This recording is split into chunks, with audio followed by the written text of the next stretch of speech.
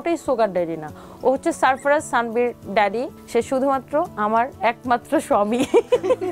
বিয়ে করার বিষয়ে যে উত্তর দিলেন তনি। আলোচিত নারী উদ্যোক্তা রুবায়েত ফাতেমা তনির স্বামী শাহাদাত হোসেন সম্প্রতি মারা গেছেন। ব্যাংককের একটি হাসপাতালে চিকিৎসাধীন অবস্থায় মারা যান তিনি। এরই মধ্যে সামাজিক যোগাযোগ মাধ্যমে তনির স্বামী লাইফ সাপোর্টের খোলা অবস্থায় একটা ছবি ছড়িয়ে পড়েছে। সেখানে তনিকে তার স্বামীর পাশে দাঁড়ানো অবস্থায় দেখা যায়। অনেকেই নেতিবাচক ইঙ্গিত করে লিখেছেন মিশন সাকসেসফুল। এই বিষয়টি নিয়ে তিনি তীব্র প্রতিক্রিয়া দেখিয়েছেন। সামাজিক যোগাযোগ মাধ্যমে এমন ধরনের অপপ্রচারের সমালোচনা করে লেখেন মিশন সাকসেসফুল। এই ছবিটা পোস্ট করে যারা এইসব লিখেছেন, আমি জানতে চাই কি মিশন সাকসেসফুল? একটা প্রমাণ দেখাতে পারলে ফেসবুক আর চেহারা দেখাবো না।